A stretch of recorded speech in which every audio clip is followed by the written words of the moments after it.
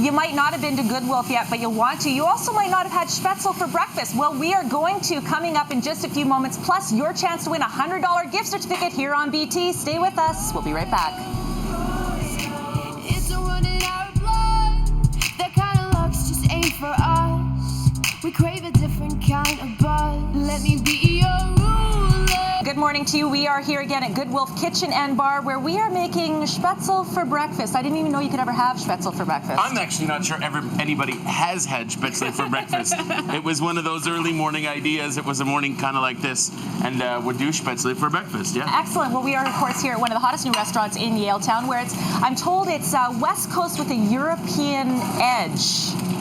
As long as you got the edge part, the you got edge it right. part. Excellent. Okay, so the dish we're actually making, what's it called? So we do this for brunch. It's called breakfast Spätzle because the Spätzle is just a nice way to convey the flavor. We do our bacon smoked in-house. We do our own breakfast sausage. We make the Spätzle, and then a little bit of meat, a little bit of Spätzle, and then some poached eggs on top. And really, I mean, who could go wrong? We just said all of the keywords. So that goes in together. And then here's the secret, Dawn. The secret is maple syrup in the morning. Add a little Canadian in there. Now, as you're continuing to do that, for anyone that doesn't know what Spätzle is, what actually is it? Spätzle is an Alsatian or a German, almost a noodle or a dumpling. They do it in Switzerland as well. It's sort of a traditional noodle or starch eaten with stew or coq au vin is what we do it with. But at this point in time, it is the official dish of breakfast. How beautiful is that? By the way, that is served at brunch, and I know Spätzle is a staple on your menu, but this is how it's served brunch style here at Good Wolfe Kitchen and Bar. For more details, you can go to their website. And by the way, you have a chance to win a $100 gift certificate from Good Wolfe Kitchen and Bar. Did you even know that was happening there? That's coming out of your take, right? I wrote the certificate. Exactly. It's a good one, I swear. Comments at BT or contest at btvancouver.ca. Subject Good Wolfe. I got to try this here. Jody and Riaz. You do. Oh. Yeah. Good morning. Better than porridge. Better than porridge. Yeah. It's very much, yeah, speaking of fun, we got Josh Wolfe here. We're here at Good Wolfe Kitchen and Bar, where we are making bread coming up next. Plus, your chance to win a $100 gift certificate here at Good Wolfe Kitchen and Bar. Stay with us. You didn't know that? Oh, my God. Get back to work. Come on. Stay with us.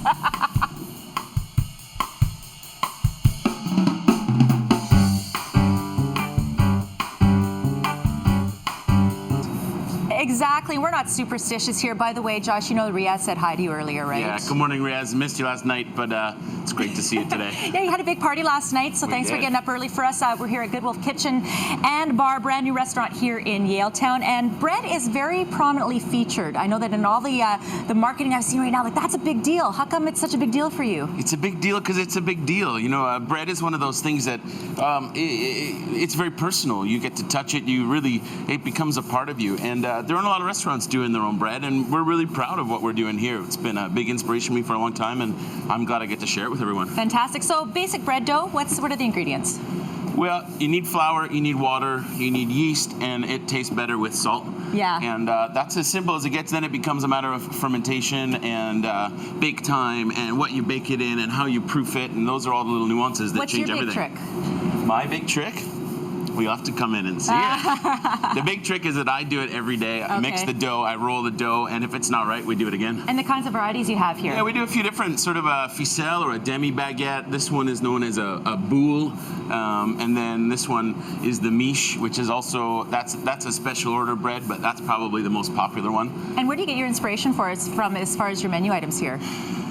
You know, the seasons inspire me and the products inspire me, and I think it's really a matter of sort of remembering all of your experiences over time, and you wrap it up all into one, and somehow it ended up looking like dough. Looks like doughy goodness here at Good Wolfe Kitchen and Bar. You have a chance to win a $100 gift card. All you have to do is drop us an email, contest at btvancouver.ca. Subject Good Wolfe with what we made in this particular segment. Kyle, we've got lots more coming up here with Josh and Richard coming up next. Yeah, we are here at Good Wolfe Kitchen and Bar, where we are going to be making a cocktail using these ingredients. You'll have to watch for your chance to win a $100 gift certificate plus more cocktails here at Good Wolfe in Yaletown. Stay with us. We'll be right back. It's 5 o'clock somewhere. Yeah, another place getting a lot of great reviews. Good Wolfe here in Yaletown. Richard, before the break, you were making some cocktails. What do we have here? Made two beautiful little champagne cocktails to start off the day. One is with a little elderflower and fresh fruit, strawberries and peach. just a bright flavor. And then this is my favorite Italian drink, Aperol Spritz. It's a mandarin bitter liqueur, just topped up with a little bit of bubble. Fantastic. Excellent. Okay, so now we are going to be making a cool take on a Caesar. Yeah, gazpacho Caesar was just what we wanted to do to be a little different than the traditional Caesar. A bit brighter, a bit more fruit flavor, and you're going to make it for us since you're bartending. So these are the initial ingredients that are in the gazpacho, and in case you happen to have leftover gazpacho in your fridge, I guess you could make it at Absolutely, home, right? but if you don't, it's very easy to make. All right, so what do I do first? So you're going to add a little bit of vodka into the glass. Okay, just Once a you little. get that in there, I'm going to get you to put a little bit of Lee and Perrins Worcester. Which is pretty standard with a Caesar, Absolutely. right? The big difference here is instead of Tabasco, we put a little celery bitters. Never heard of bitters in a Caesar. Yes, it just brightens the fruit up Okay, nicely. so for anyone that wonders, what exactly is a bitter? A bitter is basically the process of taking herbs and cooking them down in order to get all the flavors out of those. Yeah. And of course, we got our gazpacho here. Yes. And now, is there actually clamato in there as well? I guess you'd have to for the Caesar portion, right? In order to maintain the integrity of still being a Caesar, we put a little bit of gazpacho just to finish it off nicely. But no Tabasco and no horseradish. No, because the flavor, the heat at least, is all coming from the habanero peppers. Okay, excellent. Is that it right there? That is it. And I love the garnish. You guys make those garnishes here? We do indeed. Beautiful. So a nice little pickled asparagus, perhaps a little, is that dilled carrot? And is that dilled carrot? A dill and a little bit of vinegar in there to just give it a little bit of a hit. So I love it. There it is, the gazpacho Caesar here at Good Wolf in Yaletown. Cheers. Let me see. I'm a Caesar connoisseur, I have to say. Oh, it's delicious. And you know, what did we make? You had to be paying attention. Your chance to win a $100 gift certificate from Good Wolf here in Yaletown. For more details, of course, on ours, their brunch, and these fabulous cocktails back at the station, people can go to their website. Oh, this is very good. I'm all over the gazpacho Caesar, guys. Exactly. We're here at one of the hottest new restaurants in Yaletown, Good Wolf Kitchen and Bar, and our good friend Josh Wolfe, who is the Wolf portion of the Good Wolf. That's right. What are you making there? So we're doing, this is our house terrine. It's a country-style terrine or pate, and it's another one of those classic recipes that we're trying to bring back. It's simple, and it's a beautiful use of product, and that's what we do here. Fantastic. And you know, Richard, you are the good portion of the Good Wolf. Someday. Tell us a little bit about the concept of the restaurant menu-wise. Menu-wise, we just want to start by the process of putting out fantastic product. That's the foundation of everything we want to do. And then everything we do from there has to be without any pretense. So it's just a good neighborhood spot. And you have kind of, like you said, a European edge. So Josh, something like this does fall right into that whole concept, right? I mean, this is French as French gets. You know, but it's approachable and accessible.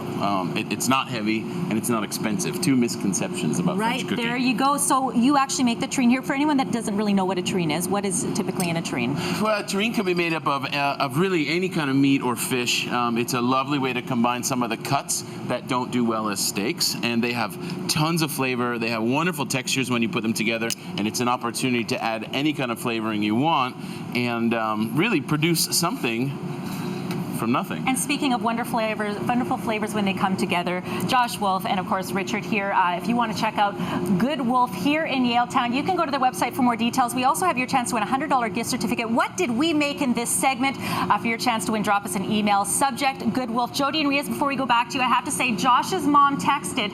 I can only assume that it's because she's been watching breakfast television on a streaming. It's a little bit of a delay, so you're going to see right here. This is our streaming on my iPad. So she's watching from Toronto. People can watch from anywhere. From anywhere. You're going to watch this from home there later. I always wanted to say hi, Mom, on TV. You know that? Say always. Hi, Mom. Hi, Mom.